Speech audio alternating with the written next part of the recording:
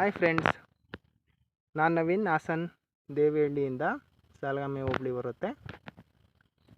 Okay, ನಾನು ಏನು video ಮಾಡ್ತಾಯಿದ್ದೀನಿ ಅಂದರೆ, ನಮ್ಮಲ್ಲಿ ಗಿಡ ಮರಗಳನ್ನ ಯಾಕೆ ಜಾಸ್ತಿ ಬೆಳೆಸ್ಬೇಕು ಅಂದರೆ, ಇದು ನಮ್ಮದು ಹಲಸಿನ ಮರ. ಓಕೆ, ಇದು ಸ್ವಲ್ಪ ಹೈಟ್ ಬೆಳೆದ್ಬಿಟ್ಟು ಗಾಳಿಗೆಲ್ಲ ಮುರ್ಕೊಂಡು ಬಿದ್ದೋಗ್ಬಿಟ್ಟಿತ್ತು.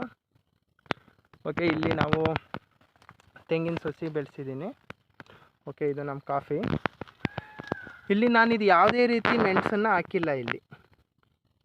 ನಾನಿಲ್ಲಿ ಯಾವುದೇ ರೀತಿ ಮೆಣಸನ್ನು ಹಾಕಿಲ್ಲ. ಇಲ್ಲಿ ನಮ್ಮ ಪಕ್ಕದ ತೋಟದಲ್ಲೊಬ್ಬರು ಮೆಣಸನ್ನ ಹಾಗೆ ಸಿಲ್ವರ್ಗೆ ಹಾಕ್ಬಿಟ್ಟು ಬಿಟ್ಟಿದ್ದಾರೆ.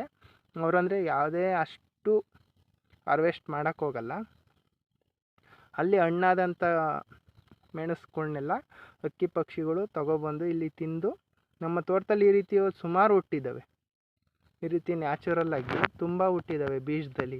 ನಾವು ಬೀಜದಲ್ಲಿ ಮೆಣಸನ್ನ ಬೆಳೆಸೋಕೆ ಹೋದರೆ ತುಂಬ ಕಷ್ಟ, ಬರೋದೇ ಇಲ್ಲ. ನೋಡಿ, ಅಕ್ಕಿ ಹೊಟ್ಟೆ ಒಳಗೆ ಹೋಗಿ ಇಲ್ಲ ಅಕ್ಕಿ ತಂದು ಹಾಕಿದರೆ ಹೇಗೆ ಹುಟ್ಟುತ್ತೆ ನ್ಯಾಚುರಲ್ಲಾಗಿ.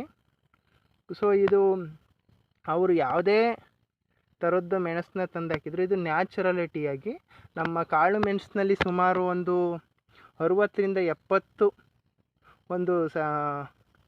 ಒಂದು ಕೃಷಿ ಇಲಾಖೆಯಿಂದ ಸಜೆಸ್ಟ್ ಮಾಡಬೇಕು ಅಂದರೆ 60ರಿಂದ 70 ತಳಿಗಳಿವೆ. ಅದು ಯಾಕೆ ಈ ರೀತಿ ಆಯಿತು ಅಂದರೆ, ಈಗ ಬಿದ್ದಂಥ ಬೀಜದಿಂದ ಬಂದಂಥವು ಅದು ಯಾವುದೇ ವೆರೈಟಿಯಾರು ಆಗ್ಬೋದು. ಅದು ಈಗ ನಮ್ಮ ಹಲಸಿನಲ್ಲೂ ಆಗ್ಬೋದು. ಹಲಸಿನ ಹಣ್ಣಿಲ್ಲ ಅದೇ ಬೀಜ ತಗೋವಾಗ ನಾವು ಹಾಕಿದರೆ ಅದು ಅದೇ ತಾಯಿ ಟೇಸ್ಟ್ ಇರೋದೇ ಇಲ್ಲ, ಬೇರೆ ಟೇಸ್ಟೇ ಬಂದಿರುತ್ತೆ.